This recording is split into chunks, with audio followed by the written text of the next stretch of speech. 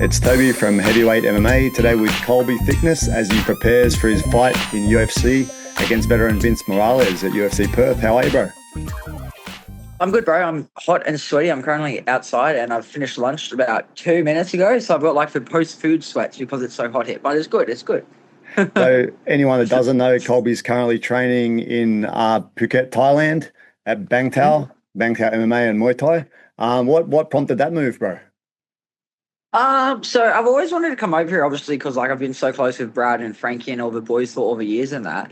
And then it just happened that after Volk 4, I was hoping to get matched up on either that Seattle or London card. And then the UFC said they had no one for me. And I was like, I was pretty down in the dumps. And then Brad Riddell hit me up and he's like, oh, hey, bro, um, if you want to come over to Bangtao, just let us know whenever you're ready. We'll get it sorted. Because I was talking about it during Volk's camp, and I was like, bro, this has been great news because I got told I know where my next fight is. I've got nothing lined up, so I'm just sort of just sorted it out. And like 2 weeks later, I was over here and I've spent almost 5 weeks here now. So it's been good. Like I've always wanted to come over and be a part of it. It was just hard to line things up, but everything lined up perfectly. So I just made the jump. Bro, you've trained with a lot of these guys before and you've trained with some of the best in the world too. But for me, I trained over there just for a couple of days and did some sessions with Brad. Bro, he's a master. I wish I'd met someone like him when I was young and fighting, bro. What do you think of him as a trainer? Oh, bro, I think he's got one of the highest fight IQs for striking that like I've ever come across. Like I've been fortunate enough to be around some pretty spectacular people in this sport. And in regards to the striking aspect of it, I definitely think he's up there with one of the best fight minds, but also one of the best coaching minds. Like he's got a very good way of explaining his like system and his concepts and what he's trying to achieve, and then to actually like it's you probably know what it's like someone can have you can have world champions in their sport, but they try to teach you and like it's just X, Y, and it's just here, there, and everywhere. There's no structure to it, and like you can see how it works for them, but it's not a very like applicable way to how you learn or how your style works. Whereas he's very good at like even this morning, he showed like longer, like slowly built onto a sequence. And by the end of it, it was like an 8 or 9 like different reactions off one single drill thing. And it was like just even doing something like that, which I haven't drilled before. I was like, oh, this is like a very like cool way to learn. And he just has so many different avenues where he can take in that. I think it was just he's like always he's got his own thing up, the student of a fight game. Like I said, he's just always a student. Every time I'm around him, he's like asking people questions or he's watching things and that. So I think it's just cool to just be able to soak it up and be like a sponge to him with that striking knowledge he has. Yeah, bro, it's a good one to mention actually. If anyone is interested in Brad, check out his YouTube channel. But if more so, if you do like it, he's got his own is it Patreon or something? It's Student of the Fight Game. Patreon, yep, correct. And Patreon, yeah, you can student of get a in fight game, there. yeah. And for sure it'll be awesome. I've only been following his stuff on YouTube, but that'd be the best if you really want to learn the techniques properly. That'd be awesome. Yeah, Yeah. for sure.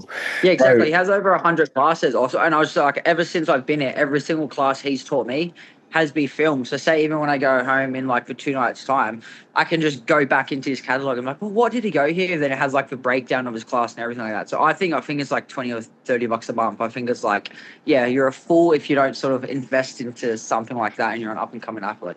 yeah, I'd say I think I did 2 or 3 privates with him, and every private was doing stuff that I'd never learned before in my life, and I've been training for like 20 Yeah. years, bro. So it was crazy. Anyway, jumping Yeah. off Brad, bro. Vince Morales, bro. For me, I don't know. Am I the only one that thinks he kind of moves like Tony Ferguson or something? There's something about him. He kind of reminds me of a smaller Tony Ferguson. He kind of moves a bit gangly and weird looking. That's actually a very good. I'll be honest, I haven't actually thought of that, but now you say that's actually like a very good comparison.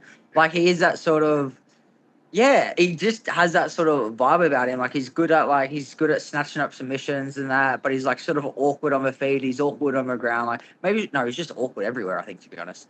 Yeah, and it's a big challenge, man. Mostly because he's such a veteran, right? He's had a lot of fights, Yeah, and he's good in different areas. He's good at grappling. He's good at boxing. He's got a few KO wins, but very experienced, man. yeah, It's hard to you're just on entering the UFC after legitimizing your UFC standing with a nice win. yeah. How do you think of him as a as an opponent, bro? I think it's a good matchup for me. I think in the sense that he's had 11 UFC fights. Like I know his record in the UFC isn't the best, but like he's losing to like good guys. Like I don't know if he's ever been he's been subbed in UFC, but I don't think he's ever been knocked out in UFC. Like he's a hard guy to even finished, let alone like even someone like his last fight with Paul Rosas. Like he had him like in the deep dives like 10 seconds to go. Like he's someone you've just got to be on point for the whole 15 minutes because like he's had 26 professional fights. Like, he's had almost triple the amount of fights I've had as a pro.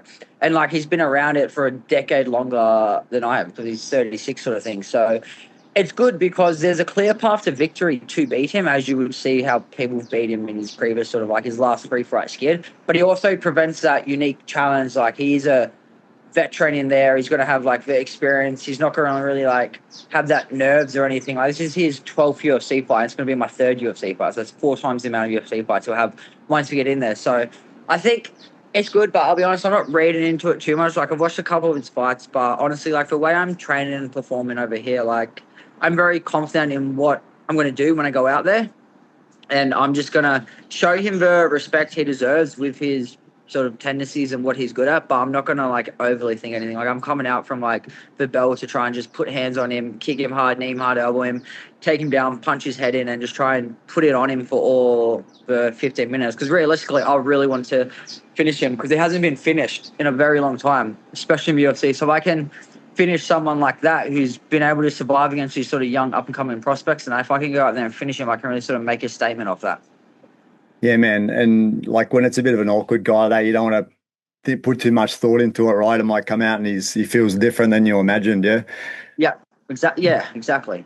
And over there, bro, have you been sparring with randoms and stuff or just sticking to have you been careful and sticking with like a set of guys? So yeah, I got here on the Monday night at like 10 p.m. So I got to sleep around like 12, 1-ish, whatever. And then I had to spar the next day. So I was like, what I'm going to do is I wore a full UFC kit. So everybody like, I just instantly put a target on my back. So then I just had 6 rounds when I was jet lagged, sleep deprived, new climate, and just people trying to put it on me. And then after that, I was like sort of sparred with them, like rounds of fine and whatnot. But then since then, I've had like more of structured picking my bodies and things like that. So it's been good. So I've done a couple of the sessions, like even rolling this morning.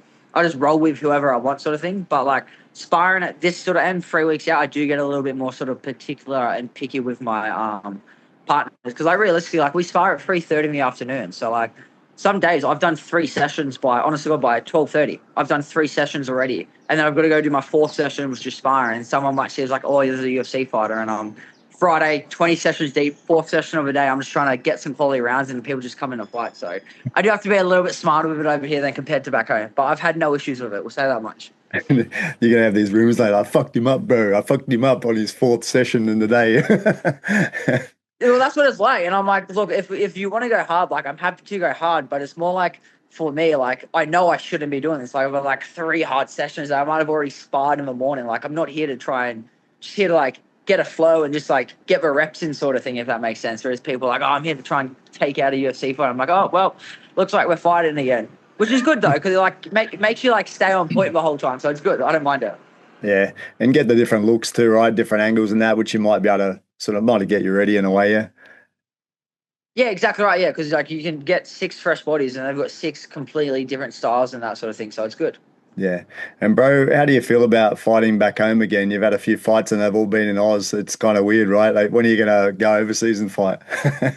Look, people are freaking good, but I'm sort of over it, to be honest. Like I got signed to the UFC and I'm like, this is so sick. I want to like get paid to travel the world and fight. And like, no, I go to Sydney, which was sick, my debut. Like, go to Perth. I was like, cool, I haven't fought in Perth, and now like go back to Perth. And I was like, like hopefully this is the last one in. Like, I'll be real. I hope this is the last one in Australia for a long time. Like, if I could have it my way, like the next 10 fights or so, I'd much prefer it to be overseas, like your Vegas, your Miami's, your Toronto's, your Macau's, everywhere. Like, I want to start using my career to like go out and sort of like, as much as I'm fighting, like it's also cool because after a fight, I can spend an extra couple days in this country and like experience new cultures and everything like that. Whereas like I've been to Perth plenty of times now. Like I know what Perth's like. I want to sort of mix it up a bit. That's true, bro. Yeah. And speaking of Macau, bro, we've got the show coming up here, and I'm pretty excited that a few of the lads are coming over, including in case of Murdoch, fighting in Road to UFC, bro. I'm pumped about the lads coming over to fight in Macau, my hometown, bro. I was gonna say, it's almost like they're just bringing the Anzac boys to you now. Like you're happy, eh? Stoked, bro. It's like amazing. I was the Yeah. last show, the last round. I was hoping the last year's one. I was hoping it would have been over here for the finals, and it wasn't. So now they're having this one. Yeah. It's awesome, bro. We're gonna get a few. It's three or four people, I think, from Australia, New Zealand now coming over. So it's sick. Yeah. Yeah, yeah, no, it's awesome. Yeah, yeah, I'll be over there too with Casey. So I'm looking for. I've obviously never been to Macau, so I'm looking forward to it. So I'll be like post fight, probably no news yet because it's still MMA, so I can actually like enjoy myself a bit. So I'm really keen to come over. Yeah, bro. They call it the Vegas of Asia. It's pretty much a Las Vegas copy in the middle of Asia with a lot of cool food and that, bro. So yeah, don't put on too much weight while you're over here, eh? Don't bring Craig Jones in, is what you're saying. Yeah, that's it, man. Bro, so this is another step for you. What are you hoping for the rest of the year, bro? You get a win here. What are you looking to do for the rest of this 2026? Yeah, so I want to get a finish here. I know it does rankings aren't really too much like of topology in that, but I know he's in the top 50. And honestly, I just want to keep climbing my way up the rankings. Like if I can get another look, three after this one, three's optimistic if I'm being realistic, just with how things are. But if I could best case scenario, I get three more fights in after this, it would be a push, but like I'm very happy to do it. Like I've been fit and ready for this. Just need quick turnarounds. Otherwise, I want at least two more, and then I want just sort of like tough names just to sort of build myself. Like realistically, unless I get the three fights in and I get like sort of shot up the rankings, like I can't look to start trying to fight top 15 or anything by the end of this year. Like it's just I'm too far out for that, and I'm realistic with it. And like I'm in no rush for it, but I do want to just try and get that activeness. So if I could win this one, go into the next one, there are guys I do want to fight down the line who would help me build to there. But I'm in sort of as much as like I'm in a rush to get there with the activity of fights. I'm not like, oh, I want to fight 50, then 20, and like build my way up that way. Like I do want to.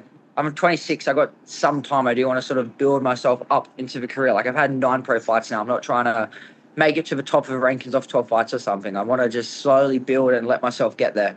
Yeah, I think it's a smart thing to do, bro. Living the dream Yeah, and move your way up strategically in a smart way, Why not? yeah, yeah, exactly right. Well, you see how much setbacks can like cost you and things like that. Like I already had a setback in my debut, which I know like some people like, oh, like short notice against Tapori and that, but like still, it's a loss. Like at the end of the day, like on my record, there's no narrative or anything behind it. It's just a big L, and you obviously can't have too many of them. So I'm just trying to, yeah, build myself up correctly, do the right things. I'm constantly learning, constantly evolving, and just let the fights come as they may. Cool, man. Looking forward to it. Looking forward to your fighting in Perth, bro. Thanks for your time, eh? No, legend, Toby. Thank you, brother.